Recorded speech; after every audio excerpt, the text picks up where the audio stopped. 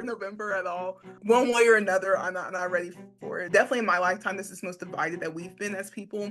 One of the things I wanted to kind of pour into Absolution was this idea of humanity and hope and love. And I think that one of the reasons why I lean so much into that is because it doesn't always feel that way in our society. I am hopeful that we will um, do a reset where we choose moving forward and not going backwards, and understand that still means there's going to be work to do, and that there isn't this idea of like some hero that's coming to save us. Absolution is not happening with us.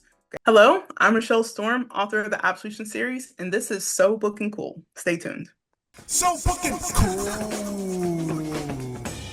There's so much fucking cool to listen to. So fucking cool. Welcome to So Booking Cool, it's Jewel B. Today's guest is the seasoned writer and storyteller whose first 3 books in the science fiction romance series Absolution have sold more than 100,000 copies worldwide. The new and final book in the series, Absolution, Apocalypsis, is available now. She is friend to the show, the wonderful Rachelle Storm. Stay tuned for our conversation only on So Booking Cool. How you doing?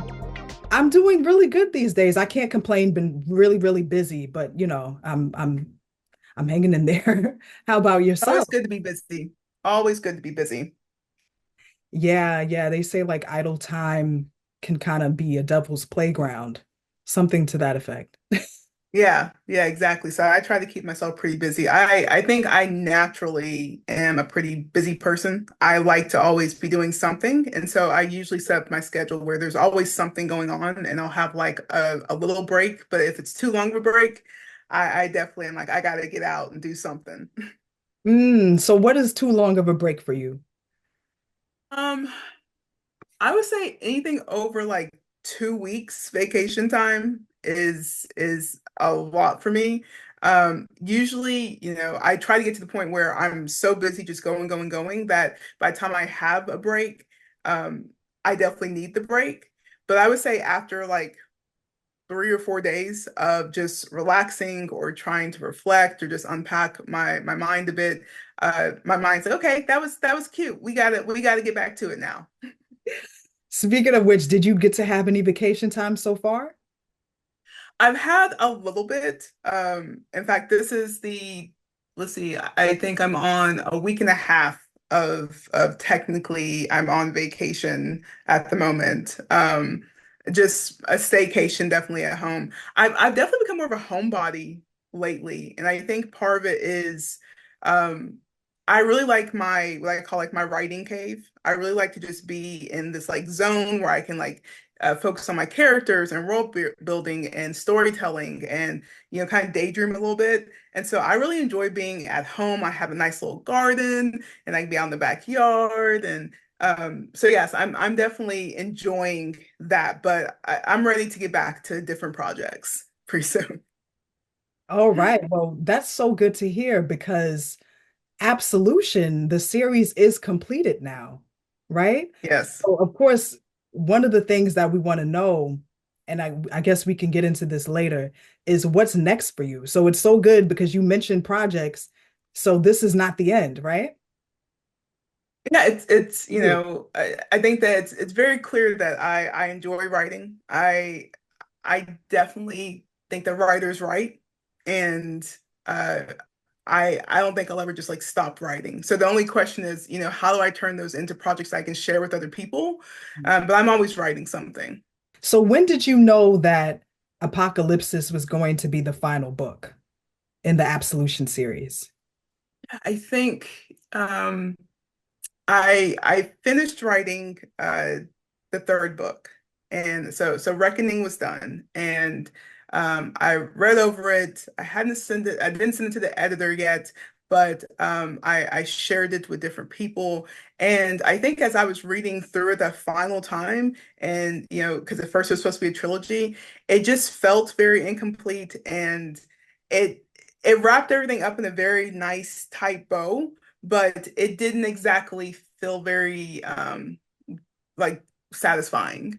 Mm. And I realized as an audience, I don't know if it would feel very satisfying. So now I can talk about because we're on the fourth book and final one. But originally with Reckoning, and most of it's essentially the same, where Dominic gets Ethan pretty much tells on him, tells the parents, he tells the guardians, and they come and they pick him up and swoop him up, and they go back to the house and they start to see that the news is changing a little bit, and there's a news a news press conference and all that, um and then you have the scene where it's like the epilogue where the Naturas are happy and running around and testing out their powers and trying to figure out how they changed from three elements to six Naturas, and how that kind of changes how they look at their lives, and not really knowing where to go from there. And that was essentially going to be it, though. And it was just about John and Vic talking about their wedding in the backyard, and that pretty much being it. They all run into the forest and they're just living their lives. And I realized that while that was a cute ending, it didn't really feel very fulfilling. It didn't feel like they had to sacrifice as much as they could have. I'm very big on, part of being a hero isn't just being a hero when things are going your way, but when things are really hard. And while yes, they went through the trauma of realizing who Dominic was, especially the brothers, as a whole, they had a battle, but they were battling humans. And that's supposed to be a pretty easy battle. They're immortals. And so I started thinking about that, and then I added that little scene, that very quick scene at the very end of the epilogue, where they're talking. Ethan is talking to one of the elder guardians, and essentially kind of being hinted at that hey, keep an eye on them in case it isn't over. And of course the elder guardian is essentially, he already knows Dominic is right there with them. They found the Lucais. They know that something is coming, and so like it kind of became this cliffhanger. But it's really fun to go from having a story that does have a definitive end, and then just like with one scene being able to make it a cliffhanger. And so once I realized I could do that, and that would transition well, it kind of became more about, okay, if you want to keep it going, what does that final book look like? And that was definitely a challenge. What a great response. There's a lot to take away from what you just said, as usual. In terms of heroism, like what kind of shaped your view on that? I think there's a lot of Marvel films that are out right now, and I love superhero stuff. I grew up loving superhero stuff. I'm a 90s kid, so I watched like The Adventures of Lois and Clark with Dean Cain, and I really, really loved Superman. And as a teenager, I was really into Smallville, and so I kind of got shaped by comics and comic books, and thinking about what heroes are. And I do think that sometimes, and I know they're playing around with it a lot more now, but sometimes it's a little bit too black and white, and there's not a lot of nuance. And I don't think the nuance always has to be like super dark, where you have to have your hero go through like tons of tragedies and traumas and traumatize them to be like, haha, now you're ready to actually be a hero. But I do think that there has to be some sacrifice. I think that sometimes it comes off as um almost the original type of like Captain America-esque type of thing of, I'm good because people told me I'm good, and because I'm, I love my nation, and that's it, right? And I think that can work to a certain extent, but I don't think that always works that well. And I think that a lot of heroes do better, and they're definitely more relatable when they go through a very human loss or a very human fear. And so, for example, like I really got to show that with the elements because they are so, cut off from the rest of the world. And as the books go on, by being with the McNamara sisters and, engaging with people in Anderson, they start to connect with them, but you also start to see that they become a bit more human as well. And so when they have to go through, realizing their history and their background and how Dominic took something from them that they can never get back. Their upbringing, their childhood, their heritage, their parents, their cultures. That was really hard for them. But I felt like it needed to go a little bit beyond that, where again, at the end of the day, they're immortals. And so for me, part of being the hero is not only when you're sad or you're upset or there's a trauma, but also when you're tested physically or mentally. When maybe you're someone who thought that you had everything figured out and that you knew how your powers worked or you knew how you can always beat someone up. And then someone comes along, they pop you in your face. They pop you right in the mouth. And I think that how you respond to that is what makes you heroic, not necessarily when everything's going your way and you know that you're supposed to win, you win. That's really neither here nor there to me because it doesn't really challenge you in a certain way. So I think one of the things that was fun about this last book was because the Naturists now are six of them, and with Victoria and Joni and Stacy, they don't have that same upbringing. They don't have that same mindset as the guys. They aren't very confident in their powers.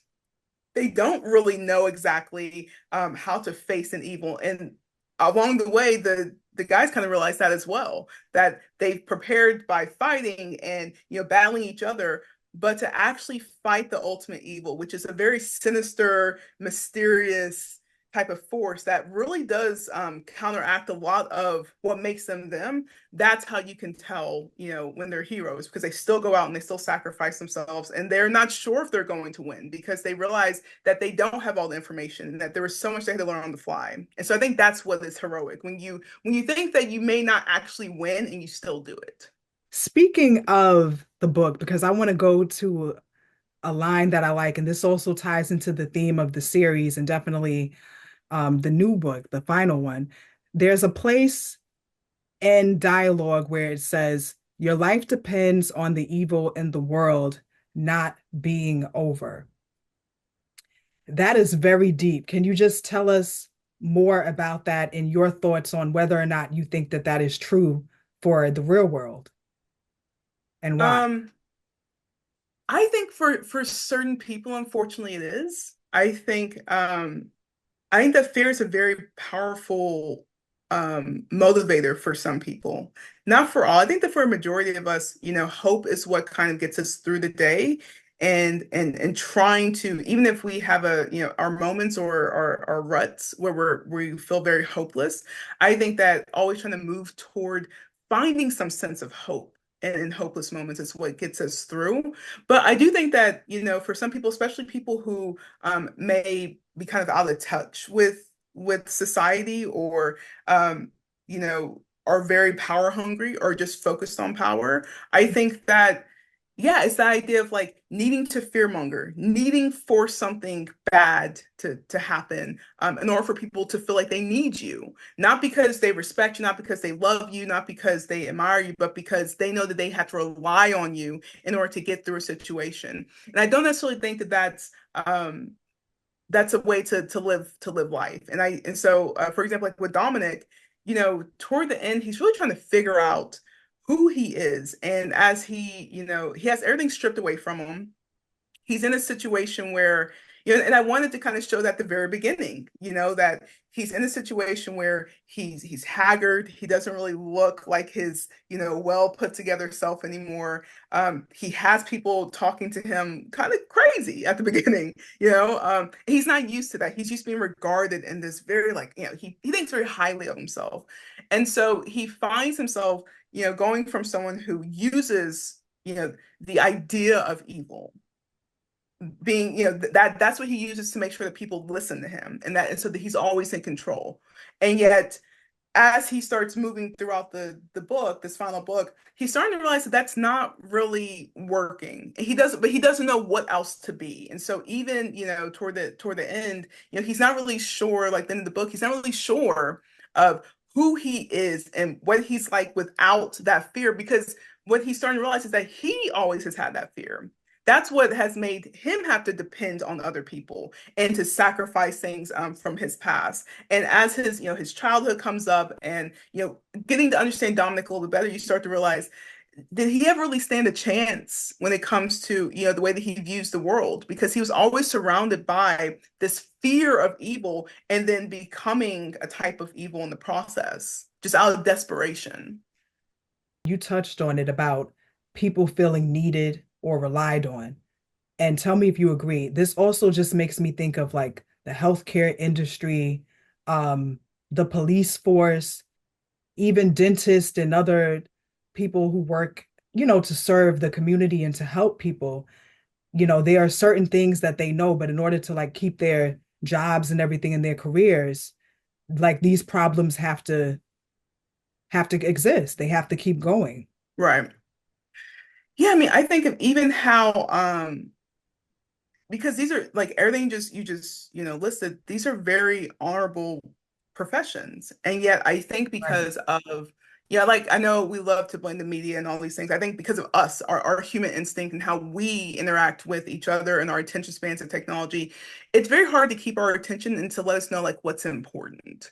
And I think that sometimes, whether it's when they're talking one on one with us, like, hey, you got to get this out, or I have to yank your tooth, or hey, I have to enforce the law this way, or if not, then we would just have crime everywhere, or whatever the case may be. Sometimes fear seems to be what is driving it. But on the other side, you're right, in order to keep their jobs or to be seen as useful in our society, they have to present the problem at all costs. And I think it's the same with our politics, right? I think at this point, it's no matter who it is, it comes down to we are trying to figure out how to just be hopeful, how to be hopeful people. And we know that we need leaders and we know that we need politicians. But I think that because of our attention spans and how we are just persuaded these days, no matter who you're looking at, it has to come from a place of fear. If you don't vote this way, if you don't do this, then this bad thing is going to happen. And I think that we're slowly starting to realize that doesn't work very well very often. You have to come from a place of hope, even if you know that these evils exist, even if you know that these things are very real, whether it's the economy or wars going on or traumas or trying to fix a wrong and trying to make it right. We understand that. And I think that sometimes we forget that as a whole, as society, we're smart enough to understand that evil is bad and that we don't want evil and that we cannot flourish as a civilization or just human beings, and that our humanity cannot thrive with evil around. But for whatever reason, we're almost fascinated with it because I do think that gets people to move quicker than if we're just talking about hope. Hope is also a leap of faith. And so I think, not everyone can make you hopeful. Not everyone can make you want to believe in them, but a lot of people can make you fearful. And a lot of people can remind you of something bad that's coming or something sinister and make you go, okay, I'll do whatever you want. Just fix it for me. Mm. And as somebody who does, in your work, talk about the world and things that happen in society with your own spin on it, how do you keep up with the news and what's happening? It's really hard these days to just digest everything that happens. I've been joking around with a lot of people lately where it's like the past month alone, there have been so many things. If you actually just go by like the past 30 days, it's been insanity. Whether we're talking about international news, or we're talking about elections overseas, we're talking about what's happening here in our politics, we're talking about natural disasters. There's been so much that it does feel at times like it is impossible to keep up, especially if you want to like keep your sanity. But yeah, I think that I do my best to try to uh, use discernment when it comes to news. And, if I feel like, I try to stay off social media to get my news because I know a lot of people get news from social media and it makes perfect sense, right? But I think that a lot of times that's just meant to validate us versus like just tell us what's happening. And so I enjoy local news. I like international news that's talking about our news in the US because they tend to be a little less biased. And then we tend to be a little less biased when we're talking about international news that's going on overseas. But it's really hard. And so I think, even within the final book, I wanted to kind of touch on some pressing matters without touching on them, right? Because the world of Anderson and the world in Absolution is essentially parallel to ours, where you know they are humans. This town doesn't actually exist in our world, but North Dakota does. A lot of the things that are going on in that world can easily happen here or have happened here in some shape or form. And so there are definitely moments when the book is philosophical. For example, when Zainab and Dominic are having that conversation, where she essentially comes to his room and he's in a position where he really thinks he's right. He thinks that and what I like, what I wanted to do was like leave it open-ended for the audience of, was Dominic technically right in what he was saying, or was he not? Or was it just the approach that was wrong? I wanted it to be more of a conversation. And so when she comes to talk to him, they have this, this like back and forth, and it's not very contentious. It's not that they're really trying to debate each other, but they're trying to see where each other comes from. And in that conversation, they really reveal a lot about themselves. And Zainab reveals these moments of, this is what happened, and this is why I felt justified. And yet, as I looked at it, I wasn't justified. And he's actually like, well, it's a little more justifiable than you think, or well, that's not really the situation here. And he's trying to find ways to justify why he's almost trying to fearmonger. And that's why I love that moment, because it still ends with her essentially saying, like, at the end of the day, either you believe in these people or you don't. And that's what it comes down to. At the end of the day, either you want to be here with them and help to guide them in your own way, or you don't. And if you can't, because you're scared or because it just doesn't work for you, or it's a philosophical difference, then don't. And leave them be, because they know what's going on. They know what evil is. They know what's happening.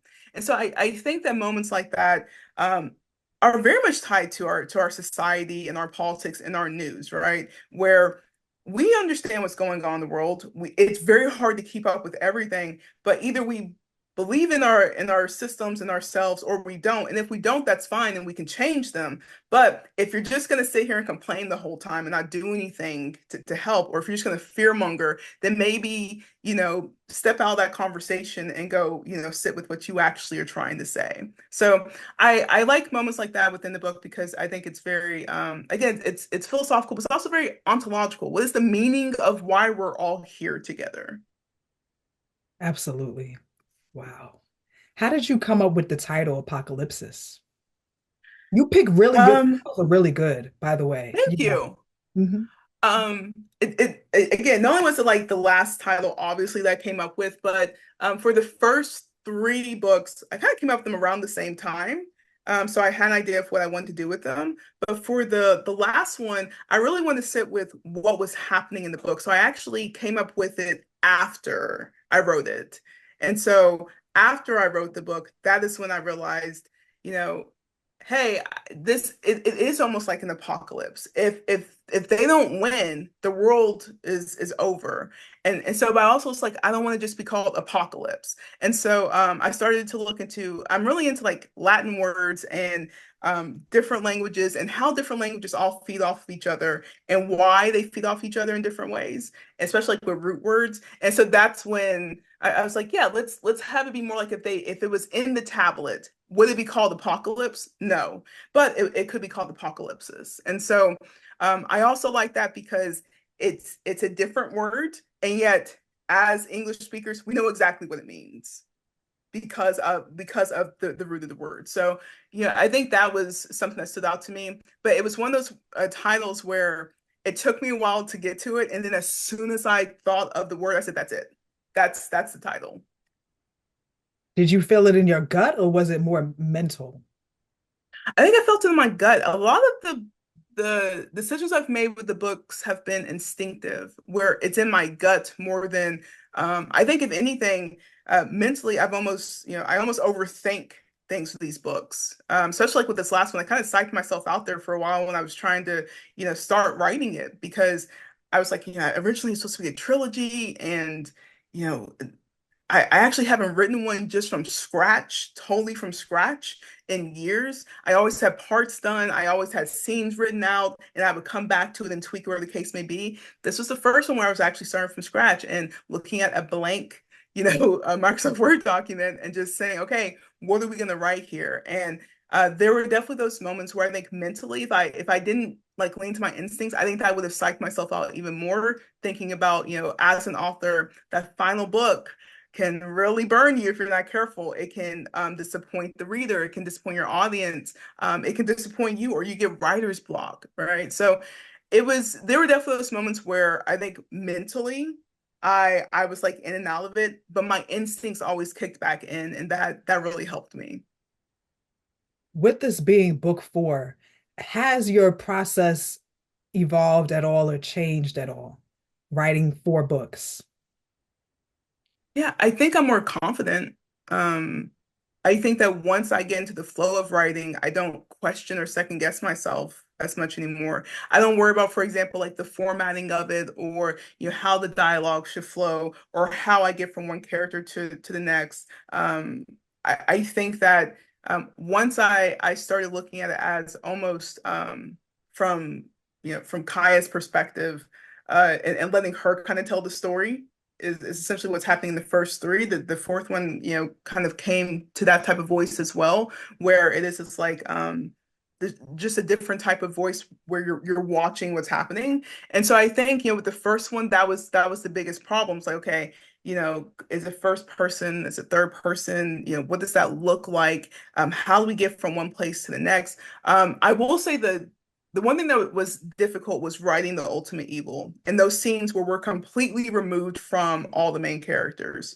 And it was that question of, okay, how much am I revealing to the audience? Because the audience knows that the ultimate evil is coming, and the audience gets the first big reveal of the ultimate evil. But how much do I want to focus on the ultimate evil versus, focus on the main, our main six?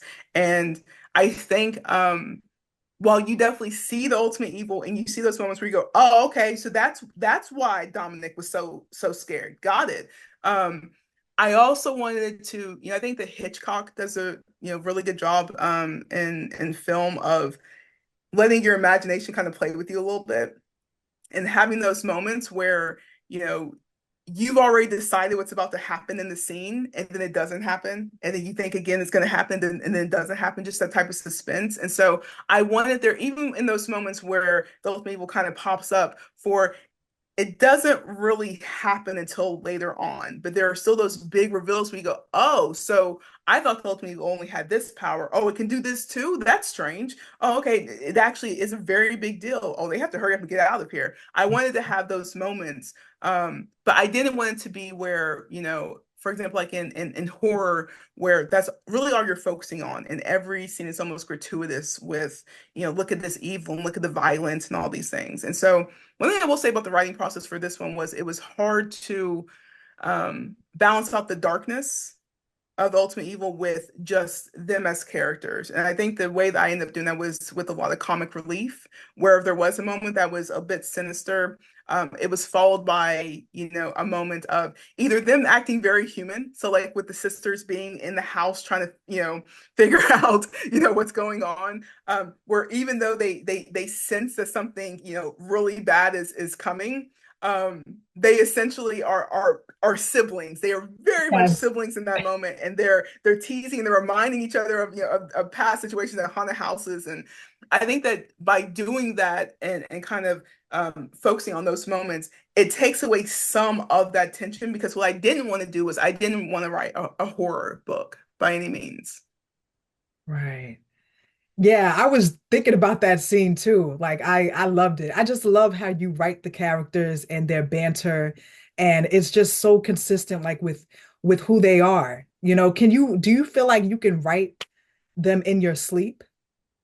At this point, definitely. And I think that started, it's interesting because I think it mainly started with Joni and Chris, but they are very, I love them, but they can be a little emo. They're very emotional. They're very like, dramatic about it, but they're also very romantic, and everything's very deep with them. Every feeling, it has to be so deep. They want to unpack it, and what does it all mean? And I think once John and Victoria's relationship comes more into the story, I got to focus a little more on the the funny, the humor of it, the different type of romance of it.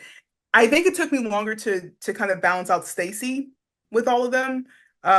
Randy's always been all about duty, and so I knew where I was going with his arc, but I think Stacy took a little bit longer, and I think that by this last one, what I'm really proud of was writing her in a way where it shows that every single one of them is needed.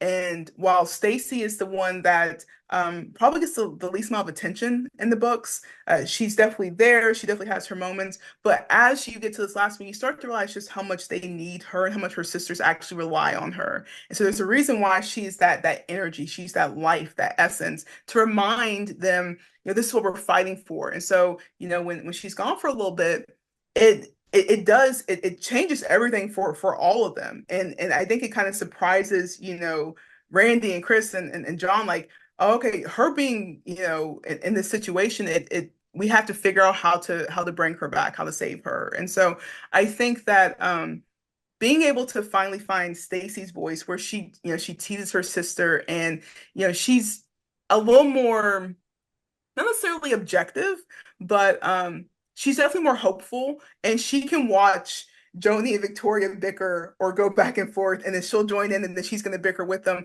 But at the end of the day, she's also the one who is gonna, be ride or die. She's going to be right there by both their sides. And so it was really fun writing Stacy in this one and giving her that, a bit of that spotlight in a very different way. Have you ever dreamt of your characters and of the Absolution universe? Surprisingly, no. I don't. Now, to be fair, I don't really dream a lot. I've always said I don't really dream, I daydream. And so I think that with how my brain works, I daydream a lot. So by the time that I sleep, my brain is like, okay, we've already done enough dreaming for the day. Um, I always am daydreaming with them. My brain always will go back to them. But yeah, not when I'm sleeping. Okay, so it happens like in the daydreaming. Is it Oh always yeah. that's really cool. Is it stuff that you have always ended up using, or was it some stuff that you maybe tried and it did not make the final cut? Yeah, so I think part of my writing process is to allow scenes to play out in my head in different ways, and especially the thing about writing these characters for so long, and also just having them in my head for so long. I mean, I've tested out different personalities for them. I've tested out different like voices for them in my head, different scenes. There have been plenty of scenes, even from the beginning, where I would be like, "Oh, this might be interesting," and I would play around with it and be like, "I'm not really sure." And I play around with it again and I tweak it, and then sometimes I just completely scrap it. So I think for me, especially with writing a series, I wanted to have characters that really felt grounded in being human to me, and so I wanted to have these personalities that felt very much like there's like character development, and that they actually came from a place of humanity. And so to do that, I played around with different personality traits that they may have.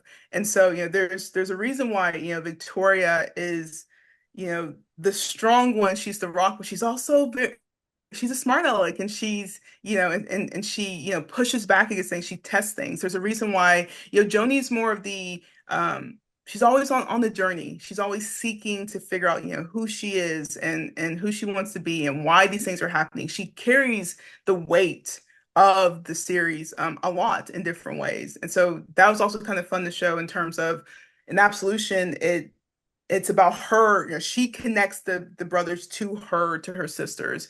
And then, when she becomes a seer, she suddenly feels like she holds this weight, and then she kind of thinks that weight is over. And then in this one, she feels in a very different way because she does feel like it's all on her, even if it's not. And so I think a lot of us as people can feel that, whether it's in our families, our relationships, our friendships, or the case may be, our jobs, where we're trying to figure it out as we go. And so having, those type of personality traits and having characters that can be relatable in that way, even in the world where there are mortals and they have, supernatural powers and things like that. I think that that's what makes them so fun. And in order to do that, I have to be able to play around with them in my head and accept that there are some things that aren't going to make it into the books. Could you ever see them in another type of universe? Ooh, I don't really think so. I've always said that, I wouldn't be, I wouldn't hate going back to these characters, and whether that's, a sequel down the road, or I definitely think there could easily be some prequels with a lot of these characters and unpack them in different ways. I think for my main six, though, I'm really happy, how they end up being rounded out as characters. And I think that their story is essentially told. But I'm always open to, if I get another idea and it involves them, I'll never be like, oh no, I'm not gonna do that. We're over that. The door is never really closed for them. But I do think that with some of the other characters, especially like, Ethan and Dominic's childhood and their upbringing in that school, and learning more about them was really it was really fun to get to write that, where I get to show those different sides to them and get to show, why they both turned out the way that they did. And I'm really big on, again, that nuance of course we're on Ethan's side. Of course, we push back against Dominic for obvious reasons. But as we get to know more about them, we go, I wonder if we knew them as kids, if we could at least understand why Dominic is the way that he is and why maybe he has some trouble embracing Ethan and why they have these conflicts. And that this goes back well before even that night when they realized the elements were on the planet. It goes back to when they were kids and when they were teenagers and trying to be those, just wanting to be teenage boys and not being able to. And so, I think that knowing that those stories exist out there and haven't been told yet, I really like that the idea of that. But I think with all the characters, there's so much more that can be done with them. But I'm happy where they all are at the end of this one. For those that don't know, and everyone, make sure you check out our other conversations, with Rachelle Storm about the Absolution series. With that, what would you say, for those that don't know, what is the heart and soul of this series and what inspired it? And did the inspiration change throughout the course of, the book's run, especially with this new book, Apocalypsis? I think at the core, it's a love story. And it's a love story not only between, it starts off as a love story between Joni and Chris, and then it was, okay, how do Randy and Stacy, get to know each other? And then, John is madly in love with Victoria, and it starts off that way, and then you start to see that it's about humanity. And at the end of the day, at the end of all of it, you get to see all these different types of love, whether it's with the Pravens and the way that they are a family, or even this very complex and complicated love that, this fatherly love that the elements, especially Randy, has with Dominic, but it can't be a full-hearted, I love you type of love. I think that it's about different types of love and how complicated that is and how it connects to our humanity, but how we have to always go back to that. So throughout the series, there are all these examples of love, and also when love hurts and when it burns you and when it's traumatic and there's a lot of tragedy in their lives, for all of them. All the Peruvians have some type of backstory that's heartbreaking. The world, fails a lot of these characters. The world failed Gabby, the patriarchy failed Gabby. She had a rightful place to be at the table with the Guardians, but because she is a woman, she wasn't. These stories really still come back to, while the world is so complicated and can be cruel at times and can be evil at times, it comes back down to love and the root of that. And so when they are even, battling, there is that moment of, you have to take that leap of faith and go back to what you know and and tap into that instinct. And I think the irony is that Dominic has always told the boys, yeah, rely on your instincts. And yet he also told them not to believe in love. And their instinct is to love. And so I think that that's something that, makes, again, the relationship with him very complicated. That was something I wanted to also touch on. Different types of evil is another one, just like throughout the books. Each book kind of presents a different evil.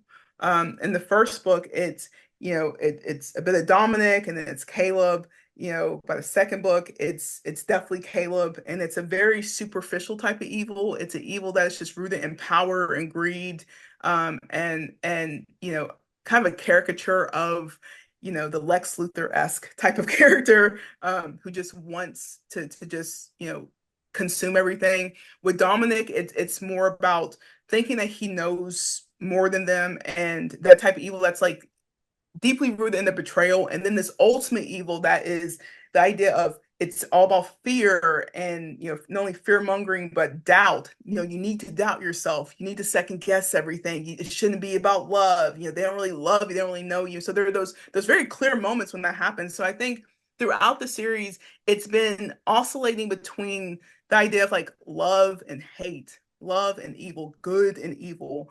And being able to show that in different ways is what kind of surprised me. Where I think in the beginning I had a very, like, cookie cutter way of talking about love and good versus evil, and then by the end you're like, this is a really complicated thing. But when it really comes back down to is if you tap into what love truly is and being selfless and wanting humanity to thrive and wanting to actually connect with other human beings, you're going to be okay.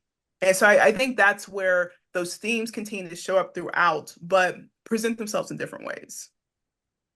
With the Absolution series being so layered and having different themes, you do a great job of satisfying, I think, like the science fiction and the fantasy audiences, but also I feel like those who are not, that's not their favorite genre, they could still come to enjoy it because one of the reasons you are like a strong writer, literally degreed in it as well. Um, and it's what it is well written, and it is because it has themes, it has important themes, it has themes that are interesting, themes that people can relate to. So with it being layered, is that something that is intentional for you to just have these other aspects, or does that just happen, is it inevitable when you're writing it? Ooh, that's a good question. I think that there is some part that is inevitable. I think that there are plenty of themes that just kind of come up because they're coming up in life. And, just as, especially like when you're just writing different characters, themes of, for example, like tragedies and loss. I think that just comes up naturally because um, it would be kind of strange if there was no character in the book that had to deal with loss in any shape or form. It would there would be some questions about that.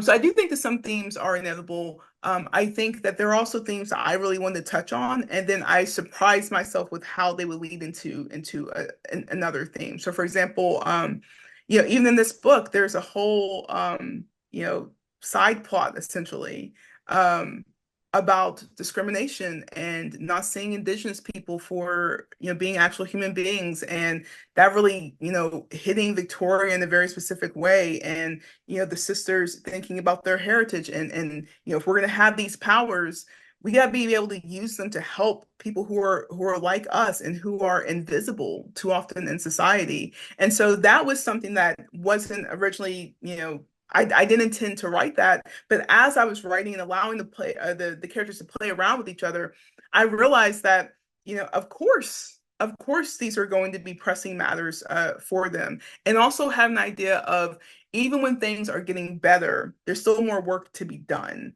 and not being able to rest on your laurels. And so I think that there are some themes that just like naturally occur, and then there are others that I had to sit with for a second and also feel responsible for them, wanting to handle them in very responsible ways, especially, when I'm talking about communities that I am not, I'm not part of. I'm not in those spaces in the same way.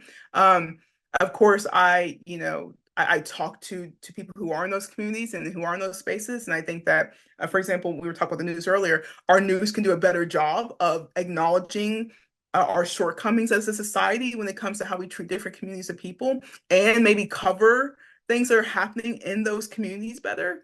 Um, but moments like that is a perfect example of I didn't intend to originally write that theme, but it also ties into so many of the other books as well.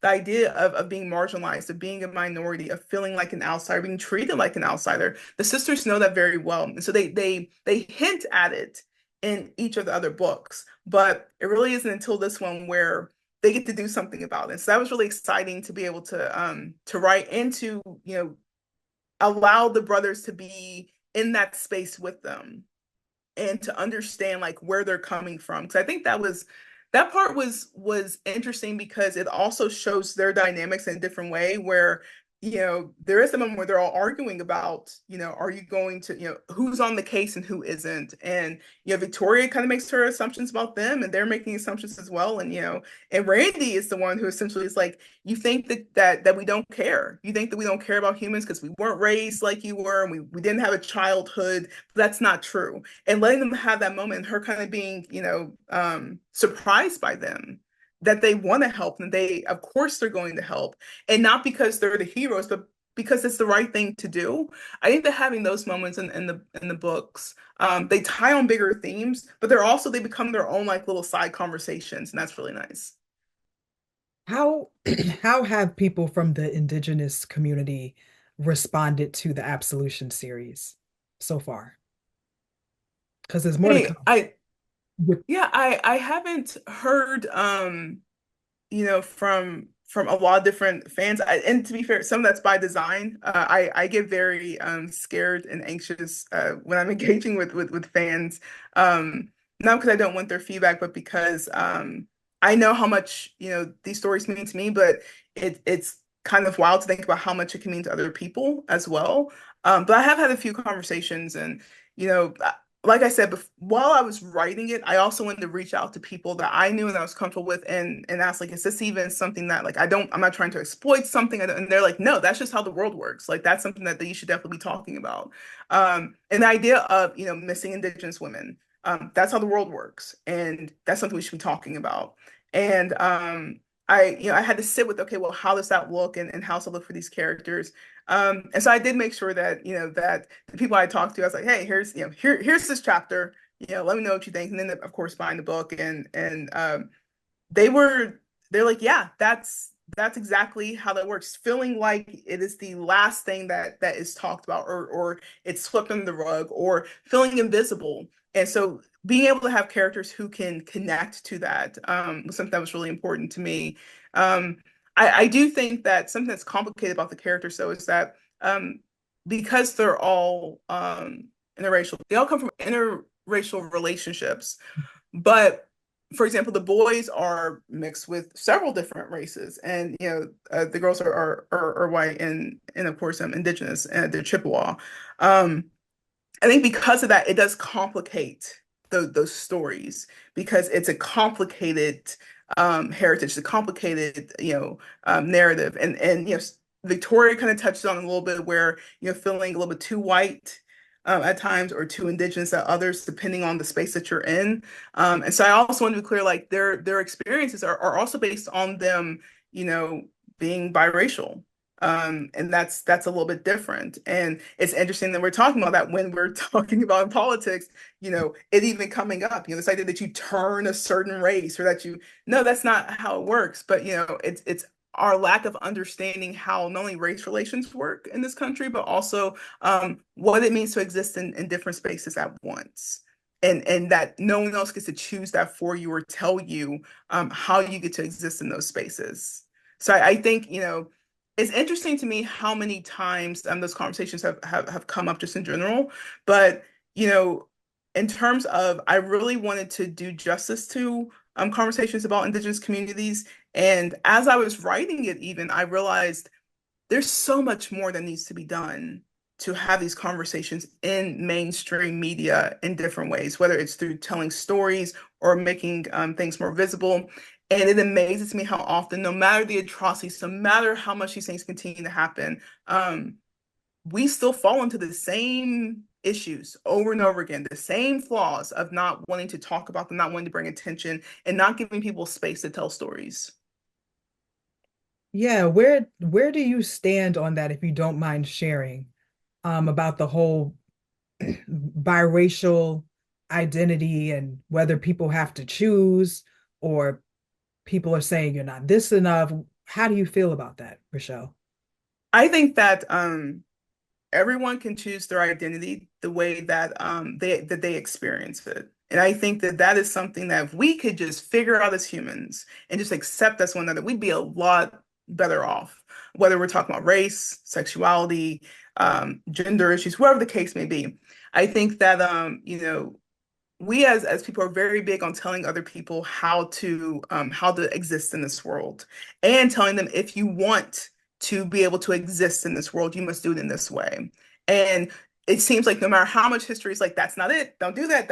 It will not end well for anyone involved. That is evil. Do not do that. We still fall into these same issues. So I think, for me, growing up in situations where I've had, my family I have plenty of some of my aunts are both mixed race. My uncle is, a lot of my cousins are biracial. I've seen the way that they are treated in different communities or different spaces. And so I guess, as someone who does feel almost like an outsider looking in on that, because I will always just be seen as a Black woman and that's it. I think that you come to spaces the way that you come to spaces. And it's not someone else's job to tell you how you exist in that space. And I think that people need to be allowed to take up space in the way that they do and based on their experiences and not have their validity called into question or if they're authentic. And I think that we're seeing that in politics where luckily a lot of us were like, ugh. I mean, we're all like, don't, this is, are we, it's 2024. Are we really doing this? I think that matters where you try to tell someone that they're not black enough, they're not Indian enough, they're not this, not that enough. And I think what's fascinating, it's even worse when it comes from someone who's neither of those those races, where you're like, how do you even have a answer, any feedback to give here? But we also know that it happens in within those communities. You're not gay enough. You're not, bisexuals need to be this. You're not a trans person is this. Let people be who they are and take up space because ultimately that is part of being a decent human being is allowing people to experience the world the way they do and listen to their stories when they tell you that something is happening in a certain way to them. We talked about fear earlier. Do you think fear is at all connected to any of this? Oh, 100%. I think that as people, I don't know if it's inherent. I always go back and forth with this idea of like, is it that we inherently fear what we don't know? Or is it that we get too much in our heads about it? I think it depends on your socialization, your upbringing, because I don't think that kids inherently fear what they don't know because kids don't know much. Kids don't know anything until they're taught it. So I think that's why kids are willing to go into things with the open heart and open mind, and adults make that complicated. Adults mold kids to be fearful. Adults mold kids to think about something as being uncertain and that we should fear that. So I think that what happens is it's about control in our lives.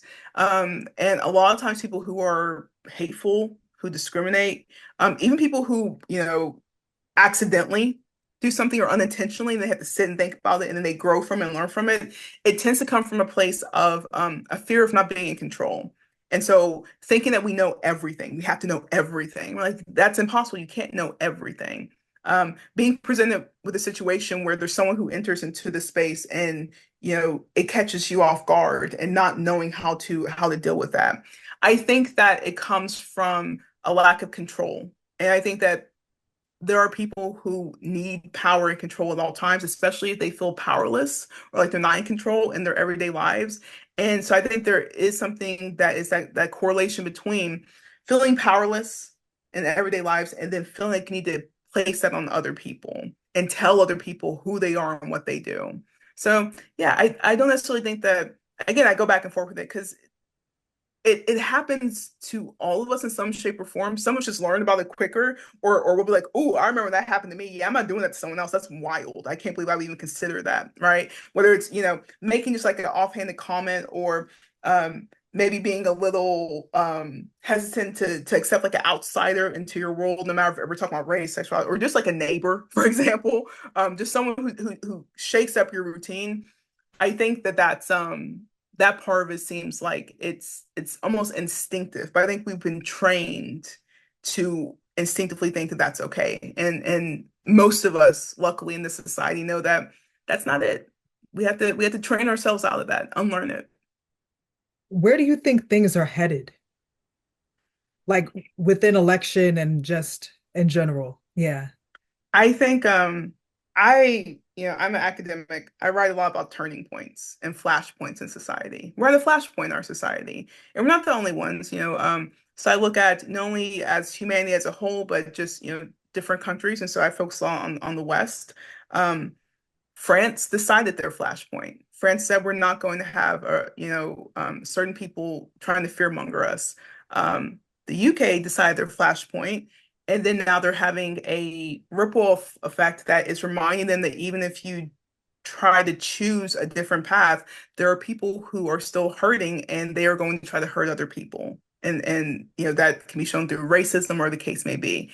And then I think for us as Americans, we're at a very interesting flashpoint right now. And I don't know which way it's going to go. I know which way I hope it goes. I always want to go the way of hope and joy. I think what's fascinating is the way that we are seeing it presented to us, where we, even today, there have been conversations about, there are people who are like, there's too much hate, there's too much fear mongering, there's too much, the rhetoric, the temperature is way too high. And yet we're being presented also with this idea of joy. And that's the word that's being used is joy. And I think that it kind of reminds me and harkens back to when President Obama, ran on hope. I think that we have to decide that, and for some people that's too simplified and there's nuance and all that. But at the end of the day, before we can talk about other issues like the economy and things like that, we have to decide who we are as people. And I think that's why these type of elections, these type of moments in history feel so big, because there are election years where it's just about policy, economics, healthcare, whatever the case may be. And then there are others where it's like, we're trying to see just like basic, like base level stuff. Are we going to be decent human beings? Are we going to be people who want to present to the world that we can be hopeful? Or are we going to fearmonger each other? And lately, it does feel like we've been fearmongering a bit. So I think I'm always hopeful that we'll figure it out. I think that throughout human history, we've found ways to figure it out. But we've also had very dark times. And we've kind of romanticized like eras in human history. So I don't know. I'm not ready. I'm not ready for November at all. One way or another, I'm not ready for it. I think that definitely in my lifetime, this is the most divided that we've been as people. One of the things I wanted to kind of pour into Absolution was this idea of humanity and hope and love. And I think that one of the reasons why I lean so much into that is because it doesn't always feel that way in our society. So I'm hopeful that we will do a reset where we choose moving forward and not going backwards. And understand that that still means there's going to be work to do, and that there isn't this idea of like some hero that's coming to save us, and absolution is not happening with us. Okay, it's not going to be that we pick someone and they save us from ourselves. No matter what happens, we're going to have to put in some work. And I think that one path gives us a better chance of working and moving forward quicker than the other. But we'll see. It's going to be interesting. For sure. Yeah, We just have it's to wild. go ahead. It's wild. Yeah, it's just very again, like I said, last 30 days alone, wild. Yeah, It's a reality exactly. TV show. Like I went off the ride. Let's have some days where we all just are like, "Oh, I checked the news. It's the same as 2 days ago. That's nice." Exactly. Rachelle, 100,000 reads and counting on Absolution. What does that mean to you? And tell us what is some of the greatest rewards of being able to write a successful book series? It means a lot. I've been so when I had the book launch, I had a book launch party here, and I was very emotional the days after, and just reflecting on everything that's happened with the books and where I was when I first started off, and then one of the things I thought about was, what was my original goal? And the original goal was to, maybe connect with a few people, maybe share these stories with a few people. And then it was okay, it'd be really cool if I could sell 10,000 copies, no matter type of copy, just 10,000 copies. And then that happened, and then it kind of snowballed from there. And I think now there was more of a pressure writing this one because there was a bigger audience, and wanted to make sure that that audience, knew that I cared and that I wanted to, give them the send off and the payoff that they deserved.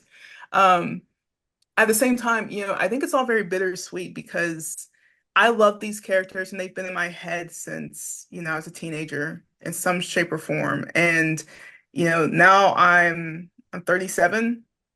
And so that's a really long time to sit with characters. And I think for me, sharing these characters with different people and seeing how they kind of like take them and run with them, and there are parts of their personality that they really, connect with, and parts they don't. And I think it's something that I can't always wrap my mind around, because it's such a big accomplishment, but it's not about the number, it's about the people. I've always said from the beginning that I wanted to share a story with people because I've always had stories shared with me, and I love fandom and I love escapism. And to know that now people can pick up a book when they're feeling a little down or they need a break from the world and the news and they can read this and that they're actually connecting with it. That's such an amazing feeling. And I feel very blessed to be able to do that. And it's a privilege to be able to write in these ways. And yeah, I'm still sitting with it, if I'm being honest about it. It's especially like when the book finally came out and I was like, okay, it's done. And I put out some things on social media and I was like, now what? Now what do I do? So yeah, I think I want to thank all of the fans who have read and continue to read and shared the books with other people. And it's such a privilege and such an honor to be able to connect with people through the writing. And that's one thing I've learned about myself as well. I'm not really a big fan of, meeting and like doing like a meet and greet type of situation. Again, 'cause I just get super anxious. But I love being able to talk to people through my writing and knowing that they're connecting with it and getting some of that feedback and then talking to them again through the book. So I feel like with this last book, it was my way of talking to the audience about the world and about love and giving nods to characters. For example, like Zainab and Maya, who, a lot of people started to really gravitate toward the end, which was really fun. John and Victoria, these characters that maybe originally weren't in my mind to like become bigger, like have those bigger moments or take up space in the same ways. But always want to make sure that my readers know I listen to what you're saying. I understand what you're gravitating toward and gravitating toward that as well. Wow. You've done the series so much justice. And I know like your hardcore fans, agree. What is some of the feedback that has made you the most excited from them? And yeah, and what is your advice when you started out for writing a series? Is it the same with book Mhm. four? Yeah, so I would say in terms of those moments that really have made me smile, one is that the end with Dominic made people cry. That was, yeah. That that's a big one for me as an author because especially after the third one, people That was very sad. hated Dominic, right? With a passion. Same with Randy, like after the first one, and like making people kind of like fall back in love with Randy a little bit and understand where he's coming from. And I think especially by this last one, you definitely feel for Randy. Really starting and reckoning, you know, talk about being stabbed in the back by someone and feeling betrayed and him having to go through that whole cycle and then going through the cycle and kind of making his peace and then being confronted with that person again and then having to feel all these different things. I think it's nice when you write a scene, hoping that the audience will kind of see what you're, pick up what you're putting down, and then they do. And so I think with Dominic, there were the two moments. There's the moment toward the end where I'm having him do these flashbacks and thinking about it, and I wanted that to make people understand his humanity. And so hearing fans say, as soon as that happens, I was just bawling. And I was like, good, you're supposed to. It's okay to say like what he did was horrible. Also, he's there for a reason and he's trying. And I think that like we can all relate to the idea of like no matter our mistakes in life, at the end, he's willing to try and to make sacrifices. And so that scene, I think the scene at the very end with Randy and having people be moved by that as well was nice. Those funny moments, because sometimes I don't always know if my humor translates to other Land. people. Yeah, it Yeah, lands. yeah. And so having those moments, especially when you're in the really like deep dark moment, and then having Victoria say something, or there's a whole moment. Even with poor Stacy is just struggling. She's just fighting for her life, and being able to have like that moment of like, wait, what are we doing? You know what I mean? Like, we're gonna do what with what now? Having those moments and having people be like, oh, that was so funny, it made me laugh out loud. Those are always nice. And so I'll have fans who like will type up parts of it, or copy and paste parts of the book, that they got from the Kindle or the case may be, and just like respond to them and like send me and DM me. And that's always nice because it shows me the parts that actually connected with them. And I think that that's important. Um, and then in terms of advice, yeah, I think it was really different from the first book to now. I think with the first book, I just wanted to write something that felt real to me and that felt like it moved me. And so it was very much about me as an author. And I think that happens with a lot of us as writers because you don't really know who your audience is going to be yet. Some people do, especially once you've had a following for a while and then you write something new. So for example, when I write something new, I kind of know who my audience is. But when you just kind of start from scratch, you're writing for yourself. And so, my advice to them is just like, be true to yourself, be authentic, write what feels right to you, because at the end of the day, you're the one who has to stand by it. You have to stand by this years from now, not just in this moment when you're, in your feelings, but years from now, does it actually, stand the test of time? Or do you look back and go, oh, didn't like that. Whereas I think with this last one, it was more about be true to yourself, but also be true to your audience and be mindful that you have an audience and be respectful and gracious and appreciative of that audience. I think unfortunately there are some authors out there, no names, but there are some authors out there that take advantage of their audience and exploit that and know that they're going to be there no matter what. And spoiler alert, they're not. They'll leave too. But it's horrible. I've been in situations where it's been very clear that the author of a book series that I loved did not care about me or the audience. And they were just like, you'll read if you want to read it because they already had made money. And so I never want to be like that. I never want to make my audience feel like I didn't care about them or that I was trying to exploit them or I was trying to trick them in some way. And so I think that that's what I really focus on with advice for this final one, because I did struggle at times to just like write it, where I was like, just be honest with your audience, be honest with yourself, and just write something that you feel, wraps up these characters in a way that does some justice. And so, very different types of advice. From the first one, just like, just write what you feel, it'll be great. To, hey, you have an audience, be respectful of them. Oh, wow. So was it by what the author said where you could tell that they didn't really care? They took their audience for granted, or didn't appreciate it, or was it like within the book itself that you could feel that? So it's happened a couple times for me. So really it's happened like in three different ways. One is just what's done to the characters in the book, where you're like, so you took fan favorites and then you did that to them. Okay, you didn't care about your audience at all.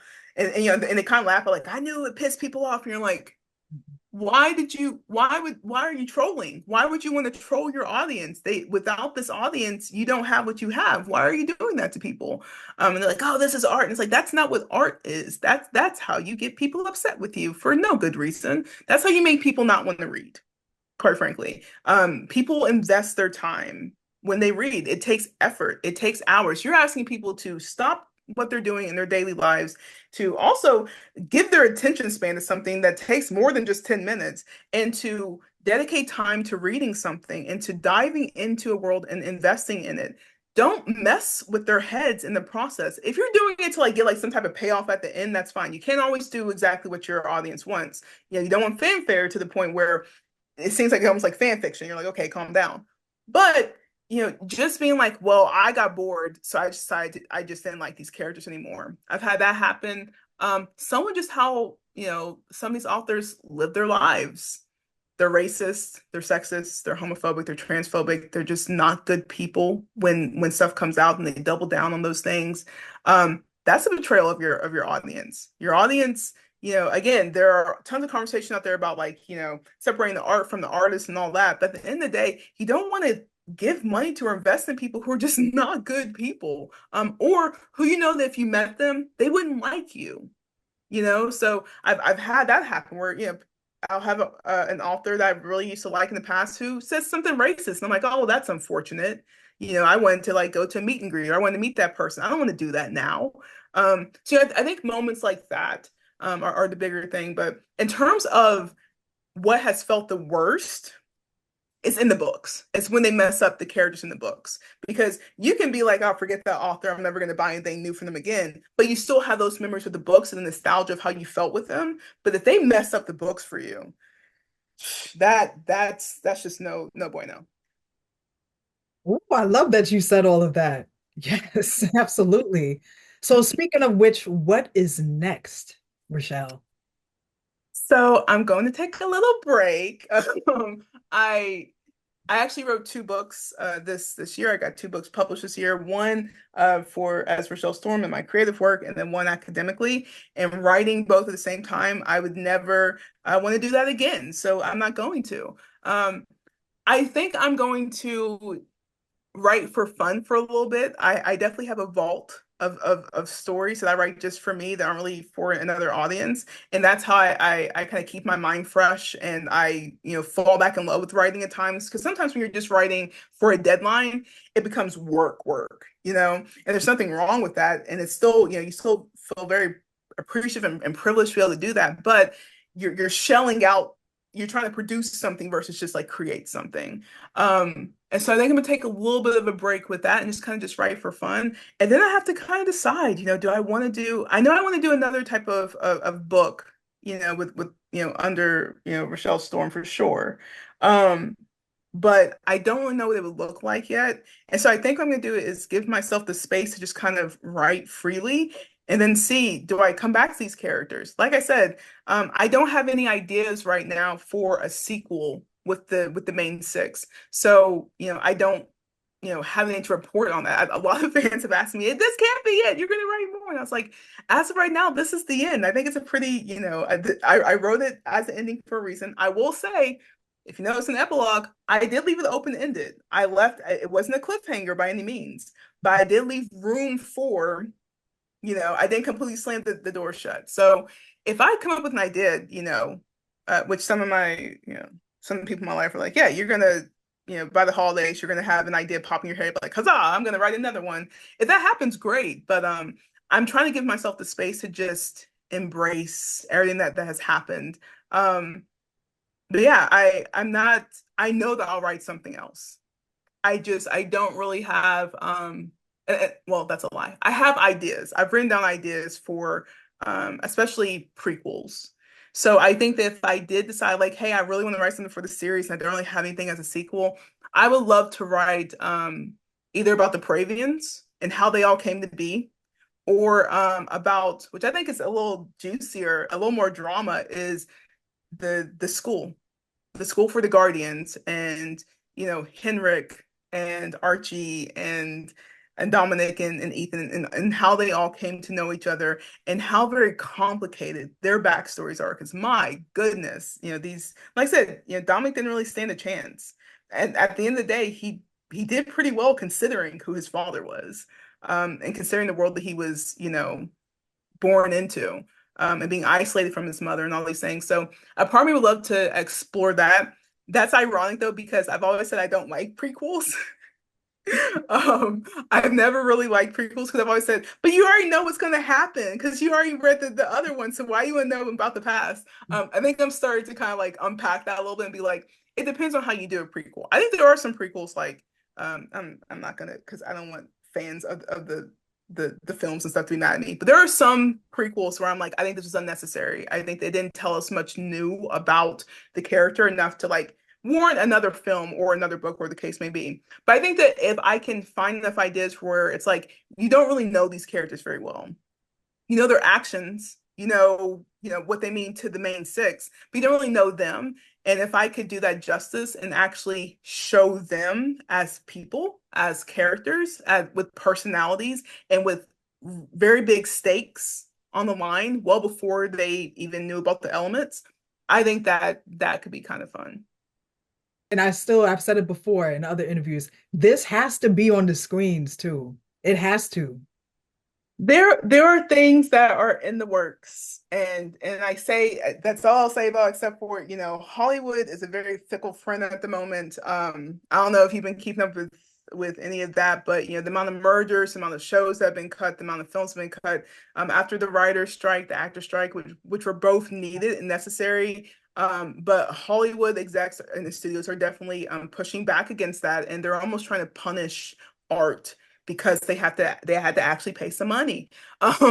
So I think as of right now, there are definitely things in the work. I want this to be a franchise 100%. And I'm doing everything in my power to make that happen. But it's a very volatile um economy right now when it comes to the film. And I think that we're kind of seeing that even at the box office, where there are some films that are doing really well and some that are just tanking, and then there are films that are being scrapped. There are films that studios aren't even allowing to, like they actually film the whole thing, go through post-production, and they just scrap it. So it's a really brutal business.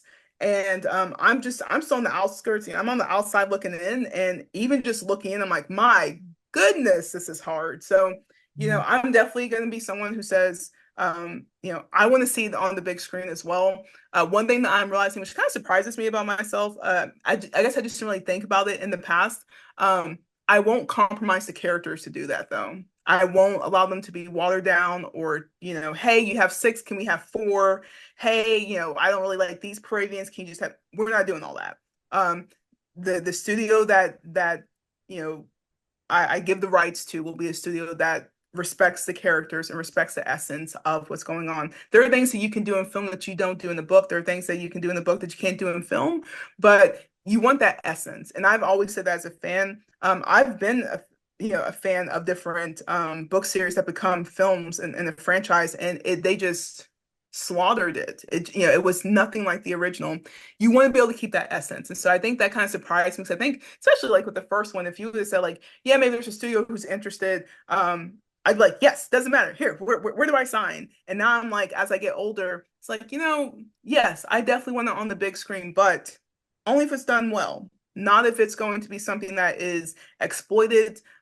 Especially, these characters not only are near and dear to my heart, but they represent a lot of different groups of people in different communities. And so, yeah, we're gonna make sure that it's done in a respectful way. Fantastic. The box office is not, the not all Yeah, movies are doing well, but even if it like streamed, it yeah. would do really well, like on a streaming too. Yeah, that's definitely, something that is that we're talking about as well. It's just, this industry is brutal right now. And so it's really hard to, you know what would do well, because also these studios are, let's just call it, they're hemorrhaging money at the moment, and they've made some bad decisions, and they're blaming actors and writers for it. And guess what? It's not the actors and writers. It's if you oversell yourself, if you overinvest in things, if you're spending hundreds of millions and you end up spending billions of dollars. I think that and not to go off on too much of a tangent, but I do think that the landscape of film has changed. Meaning a lot of us don't go to the theater as much anymore. Mhm. So when you have industries, you have execs who are still like, this has to be, like a Marvel film 10 years ago. That's not going to happen, because it's just rare. Even the ones that are doing really well, they're tapping into an old character. But if you're trying to create new characters, a lot of people just want to stream it. And what does that mean for film? What does it mean for art? I think that we can still very much have art on streaming services, but I think that it looks a little bit different. I think that's marketed a bit different, and we have to think about what that means for us. So I think that all those things kind of play a role in how I'm looking at the future of the series. Even if it's not on the big screen. I want these characters to be brought to life. I don't want it to be a TV series, though. I don't think that it works as well as a TV series. I think that it would be too choppy. I think there should be a film series. I think there should be four films that stick pretty close to the material. And when it happens, we'll definitely be on the lookout and we'll be talking Yeah, about it. yeah. I'll definitely let you know. I'll be emailing you like, hey. Yes. Okay. Wow. Rachelle Storm, everyone. Rachelle, always a pleasure to have you on So Booking Cool. They can keep up with you, but just remind the people of how, and you got to check out the books. You got to check out the series. Apocalypsis, y'all. Yeah, so first and foremost, I want to thank you so much for these interviews over the years. you were one of the first people that interviewed me, and it was very, very clear that you actually like read the books and that you wanted to talk about the books and the philosophies behind them and things like that. So it's very fitting that you're one of the last interviews that I'm doing, some of the last press I'm doing for this book. So thank you so much. It's always an honor to get to come and talk to you. I love our conversations, and you always ask amazing questions. I've done my fair share of interviews at this point, and sometimes like, oh, okay, you didn't read it. Let me explain what happens, right? So thank you for that. Yeah, people can follow me. The easiest way to follow me is going to be on Instagram. Rachelle Storm. I have a TikTok that I'm trying to get into the whole TikTok thing. TikTok is a bit different for me. And the best way to get the books is to just follow RachelleStorm.com. Just go to my website and it takes you to the store, it takes you to the Kindles, the audiobooks, all that great stuff, and gives you some more tidbits, like for example, the playlists of each of the books. So thank you so much, and I always appreciate your time. Oh, that's so kind. You're very welcome. It's a pleasure. Thank you for the kind message, the kind words, you know. And yeah, so glad this is not the end for you, that you're going to keep it up whenever the timing is right. And also really like the shirt too, the Absolution shirt. Guys, check out the merch. All right. Yes, so that kind of happened by accident. One of my friends was like, "Oh yeah, like this would be a cool shirt," and my mom was like, "Yeah, like like I want one of those shirts." So I made a couple, and then a lot of people started wanting them. I was like, "I'm just gonna put it on my website," and it turns out people actually really like the shirt. And so yeah, so if you want a shirt for the Absolution series as a way to celebrate this final book and also just to rounding out the series, you can go to RachelleStorm.com to order that. There it is. Congratulations to you, Rachelle, as well as everybody else that has been involved in the series, from your editors to the cover designer, Asia. Hmm. Asia, Oh, yeah. yes, love it so much. Thank you Thank guys you so for much. yeah, you're very welcome. And thank you so much to all the viewers and listeners. Until next time, so booking cool.